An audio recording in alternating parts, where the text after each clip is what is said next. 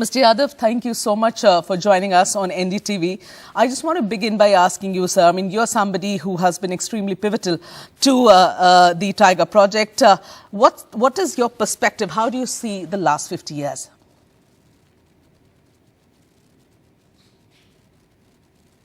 Well, Project Tiger was launched on the 1st April 1973 based on the recommendation of Tiger Task Force. The first question is why the Tiger Task Force was appointed at that time, and it was because the tiger population was going down at a rapid pace, and that time it was worrisome. And based on the Tiger Task Force recommendation, Project Tiger was launched as a species focused project in the country. And I'm happy to say that it started with 9 tiger reserves at that time, with approximately area little more than 18,000 square kilometer, and now the coverage has gone up to 53 tiger reserves, and area project coverage has gone more than 75,000 square kilometers. And I am happy to say that this is one of the most successful project of species conservation in the world. There is no parallel, or there is no comparison of this kind of project in anywhere in the world. And the Project Tiger has brought back the tiger population from the brink of extinction. The earlier, at the time, say 1973, approximately the population was around 1800, and now, as per the 2018 estimation, the population is around 3000. So I would say that it is one of the most successful project for species conservation like tiger in the world. Right. Now, Mr. Yadav, I do understand that the exact figures Prime Minister will only be releasing later today, but what does the census kind of indicate? I would say that we do All India Tiger estimation once in a 4 years. So the 4-year cycle 2006, 10, 14 and 18, now 22 cycle we have completed. I can only say that the population is showing a kind of increasing trend in our country. Okay.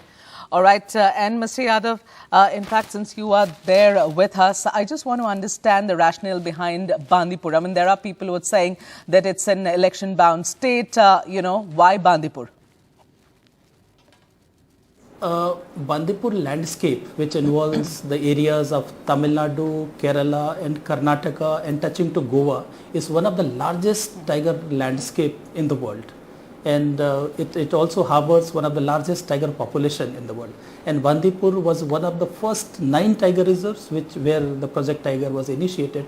That's why it's very significant to organize this 50-year celebration or commemoration of Project Tiger at Bandipur.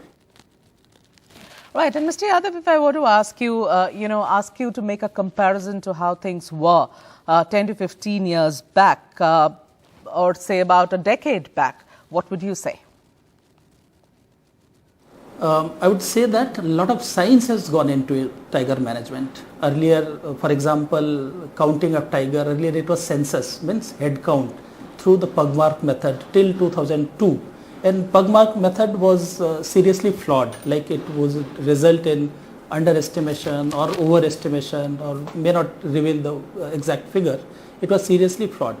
With the extinction of tiger in Sariska Tiger Reserve 2005, again a Tiger Task Force was appointed, and based on the recommendation of Tiger Task Force, the Wildlife Protection Act 1972 was amended, and that is how the National Tiger Conservation Authority and Wildlife Crime Control Bureau they came into existence because of this amendment.